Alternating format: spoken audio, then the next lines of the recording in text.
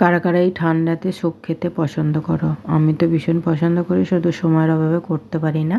তা সন্ধ্যাবেলা বানিয়েছি, ধনেপাতা দিয়ে একটু সাজিয়ে দিলাম। দেখো, তো এখানে টমেটো লাগবে, ধনেপাতা ডাঁটি লাগবে, কাঁচা লঙ্কা, আদা রসুন আর পেঁয়াজ দিয়ে আমি ছোটো ছোটো টুকরো করে নিয়েছি। এবার প্রেশারে করব, প্রেশারে তেল দিয়ে গোলমরিচ আর দালচিনির টুকরো দিয়ে দিলাম, দিয়ে এবার সব কেটে রেখেছিলাম সব দিয়ে দিলাম, দিয়ে এবার এখানে নুন আর চিনি আর কাশ্মীরি লঙ্কা গুঁড়ো দিয়ে দিলাম, দিয়ে এবার জল দিয়ে 2টো সিটি দিয়ে দেবো। দেওয়ার পরে ঠান্ডা হয়ে গেলে জলটাকে আলাদা করে আর বাকি টমেটোগুলো মানে মিক্সিতে বেটে নেবো। বেটে নেওয়ার পরে এবার যেই জলটা আমি সরিয়ে রেখেছিলাম সেই জলটা পাইল করে দিলাম। দেওয়ার পরে আমি এবার ছাঁকনিতে ছেঁকে নেবো।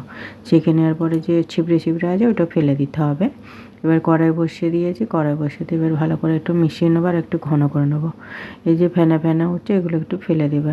আর এতে আমি কোনো কিছু দিইনি, না দিয়েছি ময়দা, না দিয়েছি অ্যারারুট গুঁড়ো, না দিয়েছি কর্নফ্লাওয়ার। ভীষণ সুন্দর খেতে হয়, তোমরা